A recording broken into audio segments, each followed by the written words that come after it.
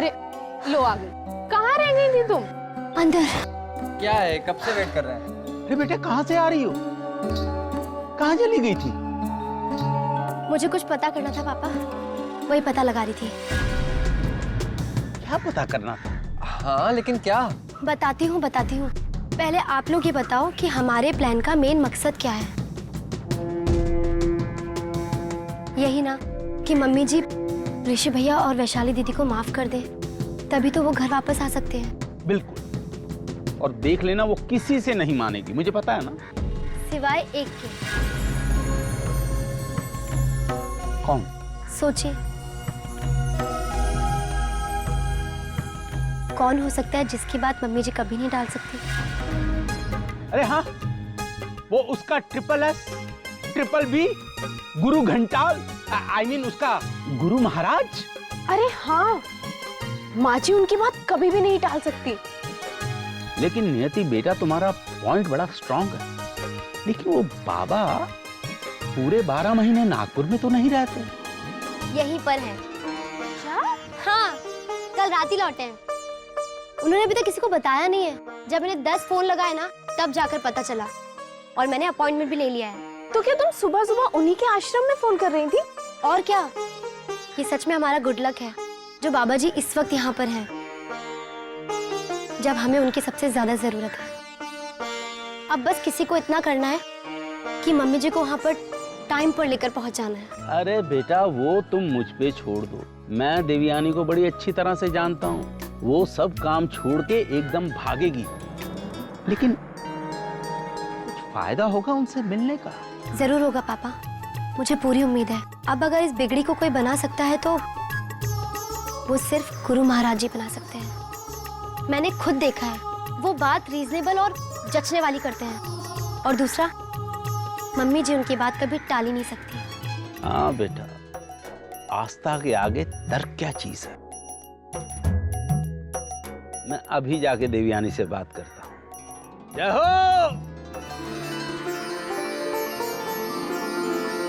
देवयानी। हाँ जी। 2 मिनट रुको, मैं भी तैयार होकर आ रहा हूँ। अरे वाह, इन्हें तो दुकान के काम में भी इंटरेस्ट आने लगा है। अच्छा है कि आपको दुकान के काम में इंटरेस्ट आने लगा है। ये बेचारा अकेले दुकान संभाल रहा था। दुकान पे जाने की बात कौन कर रहा है? फिर कहाँ जाने की बात कर रहे हैं? अरे तुम चलो तो सही, तुम्हें किसी से मिलवाना है। ये मेरा किसी से मिलने का वक्त है क्या? हर किसी से नहीं, लेकिन अपने गुरु महाराज से मिलने के लिए तुम वक्त का मुंह कब से देखने लगी?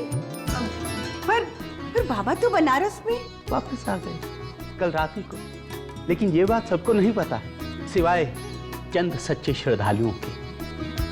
अरे आप कब से सच्चे श्रद्धालु हो गए भाई?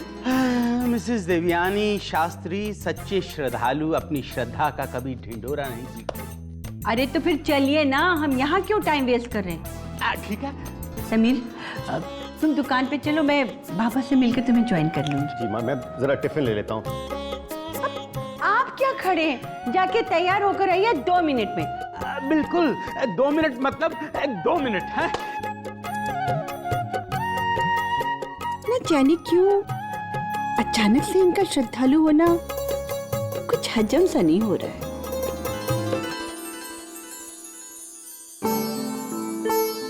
अरे अन्नी, ए अन्नी, तेरी मम्मी कहाँ चले गए सुबह सुबह हैं?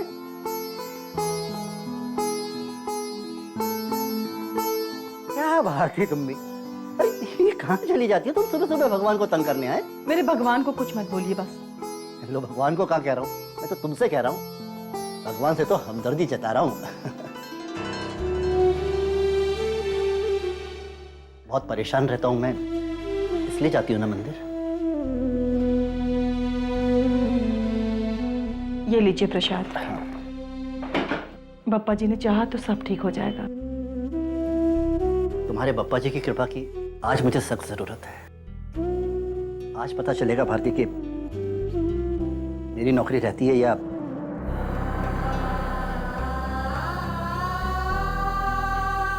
शुभ शुभ बोलिए। मैंने कहा ना, बप्पा जी ने चाहा तो सब ठीक हो जाएगा।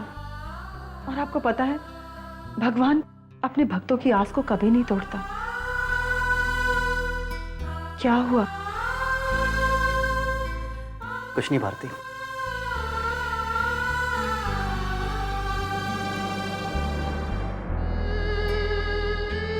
क्या बात है? देखो भारती, ये मत समझना कि मुझे तुम्हारी आस्था पर विश्वास नहीं है, लेकिन भगवान ना करे अगर मेरी नौकरी चली गई, क्या तुम मुझे गैर जिम्मेदार समझोगी? मैं क्या पागल हूँ जो आपको गैर जिम्मेदार समझूंगी? या मैं आपको जानती नहीं? भगवान न करे इस नौकरी को कुछ हो, और अगर हो भी गया तो मैं आपको कभी गलत नहीं समझूंगी। आज तक आपके साथ कदम से कदम मिला के चली हूं और आगे भी चलूंगी। भगवान जो भी दिखाएंगे, सुख दुख, वो हम दोनों मिलकर देखेंगे। मेरा जो आपके साथ बंधन है वो सिर्फ कर्म का नहीं है, धर्म का भी है। बिल्कुल, मेरी अन्नी और नियति की मम्मी, यही वाला हौसला तो चाहिए था मुझे तुमसे। चलता हूं।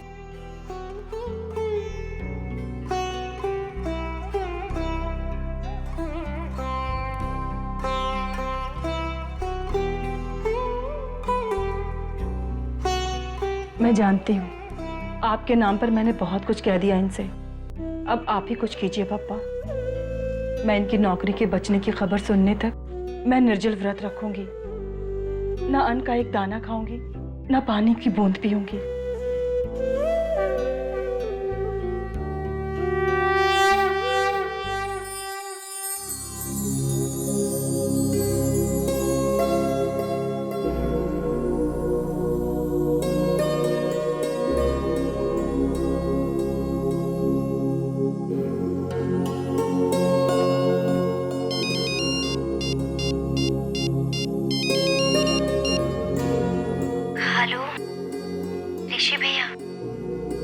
नीति, तुम कैसी हो? घर पे सब लोग कैसे हैं नीति?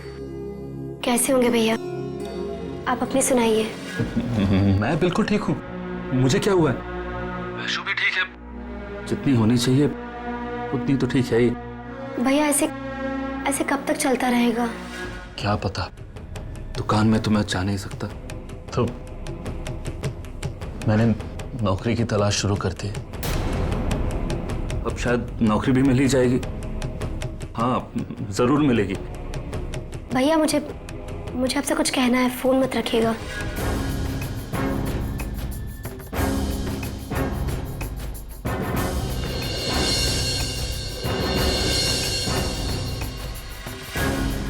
अच्छा बाबा, ठीक है, तुम इतना कह रही हो तो ये भी करके देख लेते हैं। लेकिन अगर ऐसा नहीं हुआ ना, तो फिर तुम हमें मत रोकना। हमने जो सोचा है हम वही करेंगे। ओके? ओके, थैंक्स भैया।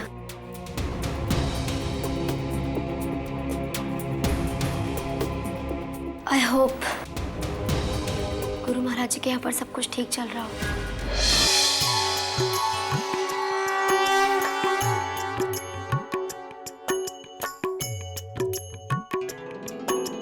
वैसे तुम्हारी मंझली बहू की भाग्य रेखाएं बदलती हुई दिखाई दे रही थी, किंतु जैसा तुमने बताया, उसने स्वयं ही अपने पांव पर कुल्हाड़ी मारी है, और उसका फल यह है कि वो संतान पाते पाते उससे वंचित हो गई। और उसी कारण मैं तुम्हारे परिवार को खंडित होता हुआ देख रहा हूं। वो तो बिखर ही चुका है महाराज जी। किंतु ये बिगड़ी अब भी संवर सकती है। संवारने वाला वो तुम्हारे ही परिवार का एक सदस्य है।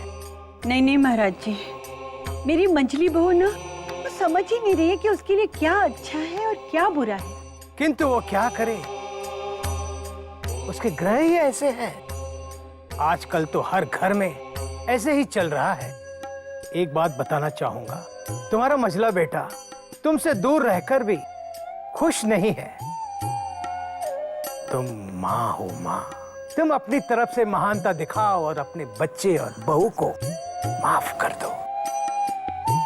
तभी तुम्हारे परिवार में फिर से खुशी आ जाएगी। किसे माफ करूं? कोई मुझसे माफी मांगे तो? माफ करने की ठान तो लो, बाकी हरि पर छोड़ दो। हरि बोल, हरि बोल। बस यही रोकिए।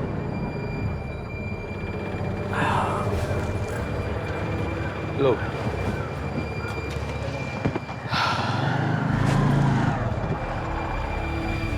दिव्यानी, तुम्हें नहीं लगता कि हमें बाबा के पास थोड़ी देर और रुकना चाहिए था?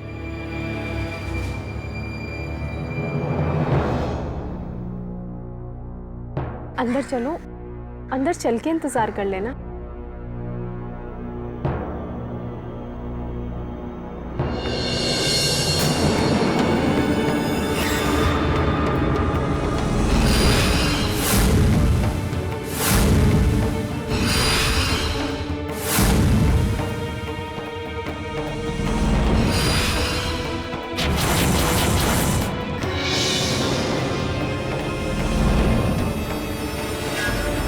बड़ी,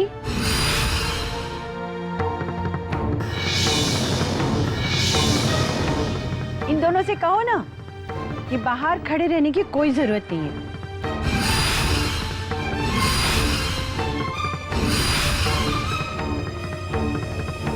इनका कमरा वैसे ही पड़ा हुआ है, जाके अपना सामान रखिए और फ्रेश हो जाए।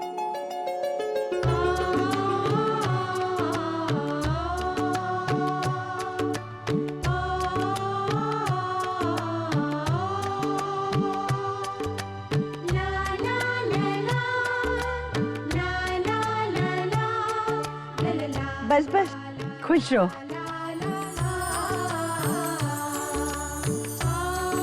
बड़ी जी तो खाना वाना खिला देना। जी। अब तुम कहाँ चली? अरे जब तक ऋषि फ्रेश होके दुकान में नहीं आ जाता तो इसका काम मुझे ही करना पड़ेगा ना। मेरे बेचारा दुकान में अकेला है, क्या क्या करेगा वो।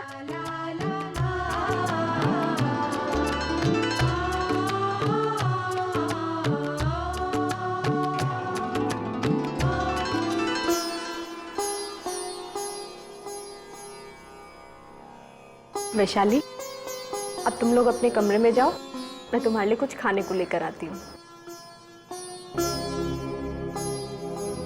दीदी, अरे तुम कहाँ आ रही हो? किचन में। मैं भी आपकी हेल्प करूंगी। वैशाली, इस हालत में तुमसे हेल्प लेकर अपने ऊपर मुझे पाप नहीं चढ़ाना है। और फिर हेल्प करने के लिए पूरी उम्र पड़ी है। ऋषि, इसको अपने कमरे में ले जाओ। जितना ये रेस्ट करेगी उतना इसकी सेहत के लिए अच्छा है। जाओ बेटा, आराम करो, खुश रहो।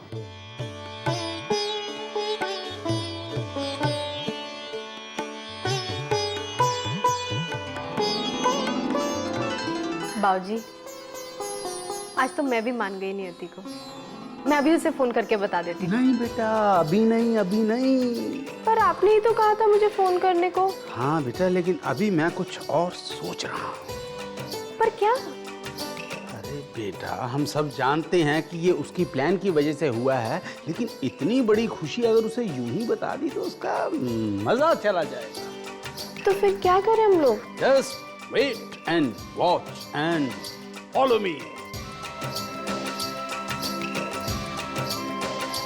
नियति को जरा फोन लगाना। अरे अब तक फोन क्यों नहीं आया?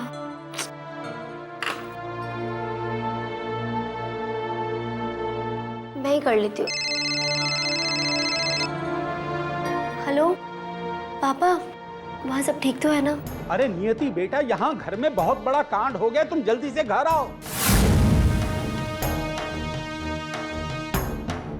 कैसा कांड पापा?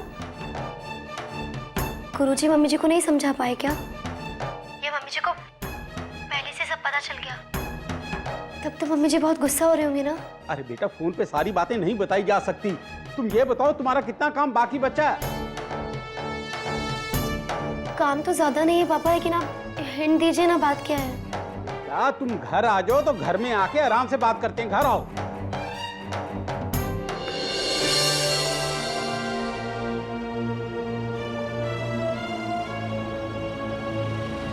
अंबर, क्या बाबूजी, आपने उसे क्यों परेशान किया? फोन पे बताने से क्या फायदा? इतनी बड़ी खुशी टेलीफोन की इतनी लंबी तारों से होकर उस तक पहुंचते पहुंचते तो इतनी सी रह जाएगी। एक बार नियति जब घर में आएगी और ऋषि और वैशाली के रूप में अपनी प्लान को कामयाब होते देखेगी तो सोचो जरा उसे कितनी खुशी होगी। हाँ बाबूजी, खुशी तो इतनी बड़ी है कि मैं तो अंदाजा भी नहीं लगा सकती। अब बेटा चाय भी लेके आओ, एक प्लेट में कचौड़ी और समोसे भी लेके आओ और एक प्लेट में रसगुल्ला और गुलाब जामुन। जाओ बेटा। क्या बाबूजी, आप भी, मैं लेकर आती हूँ।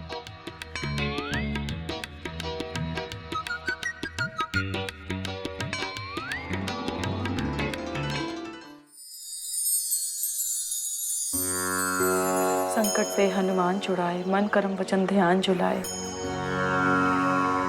सब पर राम तपस्वी राजा, तिनके काज सकल तुम साजा। और मनोरथ जो कोई लाए, सोई अमित जीवन फल पाए।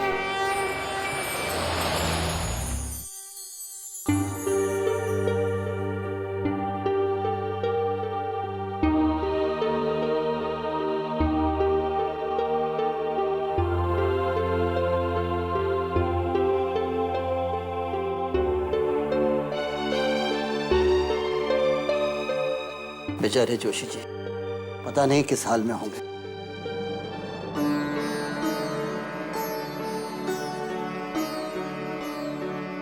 मम्मी, ये जूस पी लो, मैंने घर पर ही निकाला है, इसमें नमक मसाला कुछ भी नहीं है। नहीं अन्नी, इसे तू ही पी ले।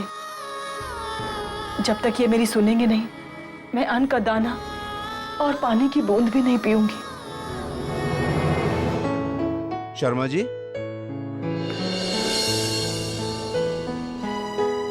बड़े बाबू ने आपको बुलाया है। अभी? हाँ जी।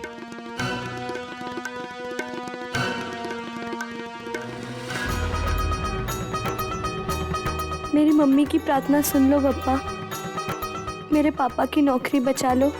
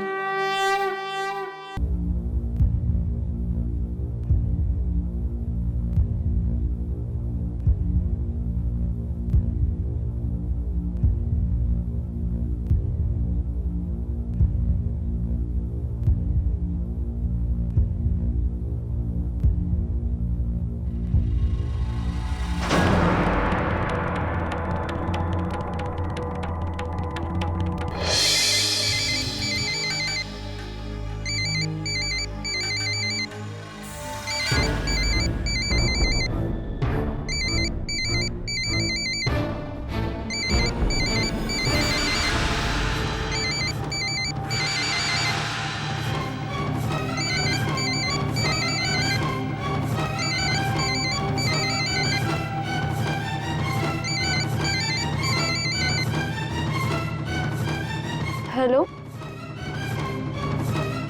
क्या?